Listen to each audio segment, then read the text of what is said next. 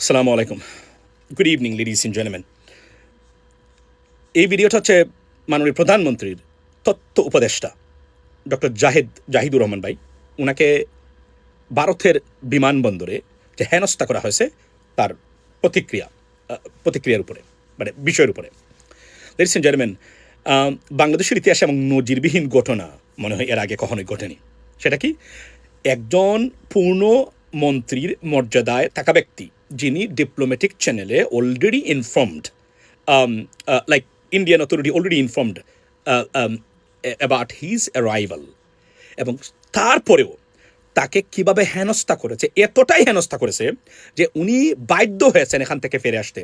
জাহিদুর রহমান সাহেব, ওনার তো কিছুটা মানে আপনার জানেন কিছু বামপন্থী ঘরানার লোক, উনি এত সহজে এখান থেকে ফেরত আসতে চাইতেন না, যদি না তার প্রতি মারাত্মক ধরনের আচরণ করে না থাকতো তারা।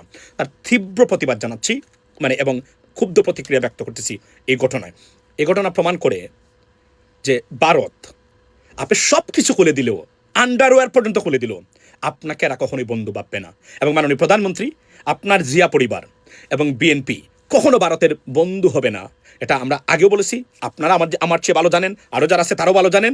আমরা এটাই আমাদের বর্তমান পর্যন্ত আমাদের assessment. You'll never be able to be their friend. Why? Because তারা মনে করে আপনাদের জাতীয়তাবাদী বিএনপির বাংলাদেশি জাতীয়তাবাদী ভারতের মানে ভারতীয় আগ্রাসন মানে রোধের বা বন্ধের প্রথম পদক্ষেপ ছিল বাংলাদেশের পক্ষ থেকে কোনো ক্ষেত্রে। সুতরাং এটা কখনোই তারা মেনে নেবেন। এবং ভারত যেহেতু very aggressive to take the control of Bangladesh, they will never take it easy, এবং দ্যাটস হোয়াট এক্স্যাক্টলি হ্যাপেন।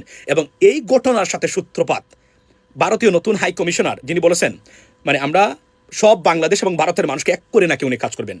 উনি ভারতীয় হাই কমিশনার, উনি বাংলাদেশের মানুষের জন্য কি কাজ করবেন? উনি তো he is representing India, not Bangladesh. ডিপ্লোমেসিতে বা একজন ডিপ্লোম্যাট কখনোই এই কথাগুলো বলতে পারেন না। It is absurd, right? Just disgusting.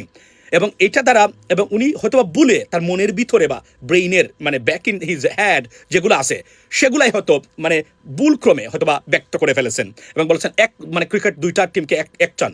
রীতিমতো বাংলাদেশকে ভারতের অঙ্গরাজ্য হিসাবে উনি ব্যক্ত করেছেন। কিভাবে যে কোনো একটা কলা কৌশল উনি বলেই ফেলছেন তার মনের কথা। This is alarming, this is dangerous ladies and gentleman. এবং already deputy high commissioner ke ডেকে বা summoned to the foreign ministry, but I don't know what's going to happen. But এটার ক্ষুব্ধ প্রতিক্রিয়া ব্যক্ত করা উচিত। এবং আমি আবারও বলছি ডক্টর জাহিদ সাহেবকে অপমান করা, বাংলাদেশকে অপমান করা, because he is representing Bangladesh whatsoever, ladies and gentlemen. So এখানে একটা জিনিস সবচেয়ে বড়, যেটা আমি বারবার আপনাদেরকে বলি, আপনারা যারা সরকারের আছেন, ভারত একটা ইনফ্লুয়েন্সলেস কান্ট্রি। তাদের কোনো ইনফ্লুয়েন্স পৃথিবীর কোথাও নাই, বিশ্বাস করেন।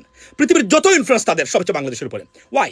বিকজ আমাদের রাজনীতিবিদরা বেশিরভাগই লেখাপড়াহীন, রাজনীতির সম্বন্ধে অজ্ঞ, ইন্টারন্যাশনাল পলিটিক্স সম্বন্ধে 90% রাজনীতিবিদ যারা রাষ্ট্র ক্ষমতা বা সরকার পরিচালনা ব্যস্ত বা টোটাল ব্যবস্থাপনার, they have no idea what is international affairs or global affairs, how does it work. I can bet on that. This is a problem.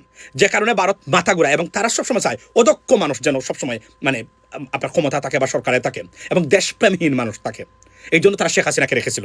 কিন্তু তারা এই কাজটা যে করেছে, এটা সবার প্রতিক্রিয়া জানানো উচিত। এবং আমরা মনে করি সরকার একটা তীব্র প্রতিক্রিয়া এবং আর যেন জীবনে এটার জন্য তাদেরকে পানিশমেন্টের আওতায় আনা উচিত বলে আমি মনে করি। না হলে তারা এটা করতেই থাকবে, কেননা এটা একটা দুঃসাহস। এবং দেখেন এদিকে চিঠি দেয়, মানে তাক রহমান সাহেব আসছেন, খুব খুশি তারা, বায়োলেট্রাল রিলেশনশিপ আবার মানে রিইনস্টেট হবে এবং পুনর্গঠিত হবে। বাস্তবতা হলো তার ভিন্ন। দুটো ঘটনার যোগসূত্র হচ্ছে ভারত তাদের আগ্রাসন থেকে পিছু হটেনি।